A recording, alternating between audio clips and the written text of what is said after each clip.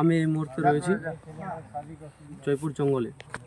আপনারা দেখেছেন যে এর আগে শুধু পুলিশ প্রশাসনই নন, এমনকি আজ ফরেস্টের আধিকারিকরা রয়েছেন জঙ্গলের মধ্যে, যাতে পরীক্ষার্থীদের কোনো অসুবিধা না হয় সেই জন্য ওনারা রাস্তার মধ্যে দাঁড়িয়ে আছেন এবং টোটোগুলো পার করাচ্ছেন, যাতে কোনোভাবে কোনো অসুবিধা না পড়তে হয়। দেখুন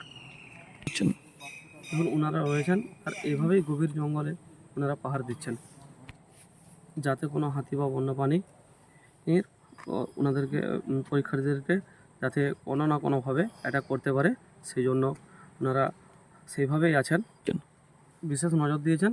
এবং আপনারা দেখছেন ক্রাইম পিস বেঙ্গল নিউজ। আমি তুফান শেখ। লালমাটি জঙ্গলে ঘেরা বাঁকুড়ার জয়পুর রেঞ্জের কুচিয়াকল বিটের জঙ্গল সংলগ্ন এলাকায় যে সমস্ত ছাত্রছাত্রীরা রয়েছেন তাদের জন্য বিশেষভাবে পরীক্ষা কেন্দ্রে পৌঁছে দেওয়ার ব্যবস্থা করল বন বিভাগ। কুচিয়াকল বন বিভাগের আধিকারিক অরূপ বাবু তিনি বলেন, বনগেলিয়া, ডুবনিশোল সহ আরও 4-5টি গ্রামের প্রায় 30 জন ছাত্রছাত্রী রয়েছে। তাদের সকলের সঠিকভাবে পরীক্ষা কেন্দ্রে পৌঁছে দেওয়ার হলো মূল উদ্দেশ্য। বুনো হাতি সহ জঙ্গলে বিভিন্ন যে সমস্ত পশুরা রয়েছেন কোনোভাবেই যাতে পরীক্ষা কেন্দ্রে যেতে তাদের কোনো অসুবিধা না হয়। এখন কোনো হাতি নেই, কিন্তু বনকর্মীরা তারা আমাদের গাড়ি করে পরীক্ষা কেন্দ্রে পৌঁছে দিচ্ছেন। বাঁকুড়ার বিষ্ণুপুর থেকে তুফান শেখের report, crime press Bengal news. কালকে একটু টাইমে দেরি করে গেলেও হবে নাকি, 9:30টার দিকে বেরোলেই হবে। তো আজকে রাতটা একটু ভালো করে পড়াশোনা করো কালকের জন্য, আর একটা দিন তো আছে, বাড়ি গিয়ে খাওয়া দাওয়া করে পড়াশোনা একটু করো, কালকের পরীক্ষাটা খুব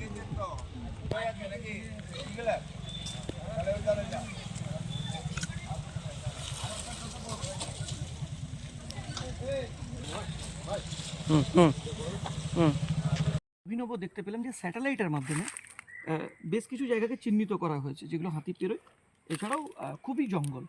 কেন, মানে এই চিন্তাভাবনাটা কেন স্যার? চিন্তাভাবনা প্রধানত জঙ্গলমহলের এই দিকটা হাতি অধ্যুষিত এলাকা, তো 7-8 দিন আগেই ঠিক আমার বনগেলা, ডুমনিশোল, বেনাচাপড়া এই জঙ্গলেই হাতি 10টা ছিল। তো আবার পুনরায় যদি আসে 7 দিন ধরে, যেহেতু পরীক্ষা হবে, তাই সেই দিক থেকে রাস্তায় কোনো সমস্যা যাতে না হয়, বন্য পশুদের কোনো কিছু সমস্যা যাতে না হয়, সেই জন্য বন দপ্তরের পক্ষ থেকে তাদের একদম বাড়ির থেকে একদম এক্সাম সেন্টার পর্যন্ত তারা যাতে নির্বিঘ্নে রাস্তায় আসতে পারে সেই ব্যবস্থা আমাদের বন দপ্তরের পক্ষ থেকে করা হয়। সেই কাজে আমার বন কমিটির যারা সদস্য আছে, আমার স্টাফরা প্রত্যেকে সহযোগিতা করেছে। সেটা ঠিক আছে, কিন্তু স্যাটেলাইট প্রসেসিংটা কেন? স্যাটেলাইট প্রসেসিংটা কারণ হচ্ছে আমরা প্রতিনিয়ত ট্র্যাক করছি কোন জায়গায় কি হচ্ছে, আমার লোক আছে, এবং যেহেতু আমার জিপিএস ক্যামেরার সব কিছু ব্যাপার রয়েছে, সেহেতু আমরা প্রতিনিয়ত প্রতি মুহূর্তে সেই খবরাখবর রাখছি যে কোন পজিশনে আছে, কিভাবে আসছে, যদি কোনো সমস্যা হয়, আমার কোনো ভেহিকেলের সমস্যাও হতে পারে, সেই জায়গায় আমি প্রক্সি কোনো ভেহিকেল পাঠাতে পারবো।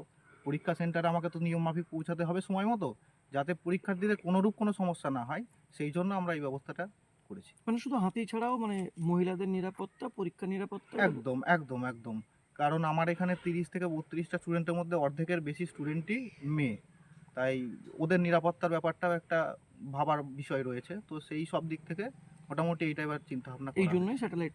একদম একদম। এইভাবে কি প্রতিদিনই থাকবে না শুধু আজকে? না, যে প্রত্যেক দিন যে কদিন পরীক্ষা হবে প্রত্যেক দিনই প্রত্যেকটা স্টুডেন্টকে আমরা তাদের বাড়ির থেকে তুলে এক্সাম সেন্টারে নিয়ে যাব, আবার পরীক্ষা শেষে সেই একই প্রসেসে দিয়ে যাব।